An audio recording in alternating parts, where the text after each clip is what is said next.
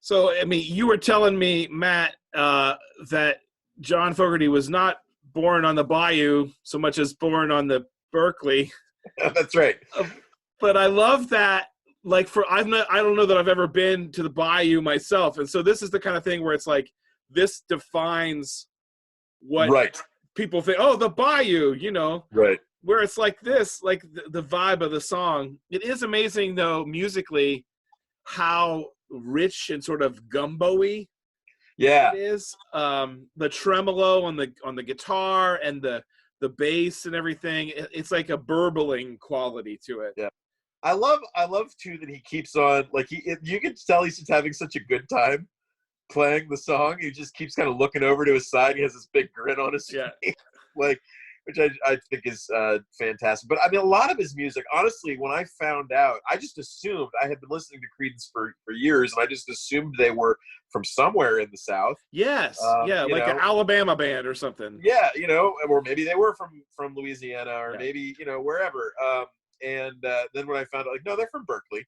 It's like, oh, well, how about that? Like, it's, you know, it's kind of interesting when bands start one place but end up becoming identified with another place, you know, which I think is great. So I mean, maybe even some of that early, like, is he doing a Southern accent? Is he doing a Cajun thing? I don't know. Like, is there some appropriation, or is it just I think that way because of? I think he has. I know in some other song, like when you listen to Proud Mary, he says "working."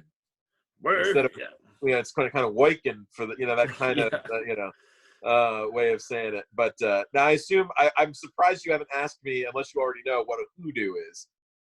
Well, I just thought of voodoo. Yes, I don't. It is related to voodoo, but it is a magical creature. So it's the idea that, you know, we might say like chasing down like a sprite, or, you know, a nymph or something. It's the idea that his hound dog is chasing nothing at all. Though some people have argued that it is also a raccoon. When I was looking it up, so it could be that the dog is chasing a raccoon and not finding him. But yeah, it's just kind of a fun little. It's a hound dog, also. It's important. Yes. It's funny. I feel like if you tried to do this song now, you'd get called out for like cultural appropriation of some sort. Right. Yeah. And it's kind of fun that it's allowed to exist from a different time. It definitely is a palate cleanser because it's like fun and sort of like hinting at an imagined New Orleans Bayou experience that isn't real, like necessarily. I find myself thinking about the Rescuers. Yes. You know, like, oh, sure, Disney style Bayou or whatever. That's right. So, yeah, but yeah, not too serious.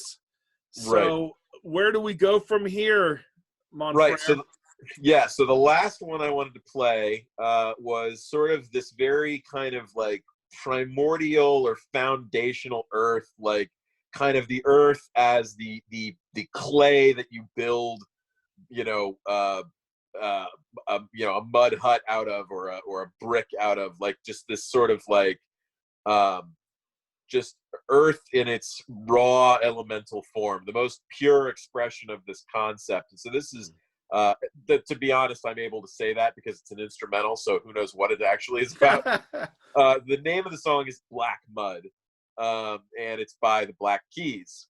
Now for this video, I do want to preface this. There's no official music video. There are no live performances that were of a good quality, but there's a video game called, I think it's called Rocksmith, that was sort of like Guitar Hero, except you actually plugged in a real guitar. Yeah. To play it, so it was much more realistic. So somebody made a Rocksmith video. So it's going to be almost like a screensaver, but it's something to look at while we listen to the song. So, okay. Yeah.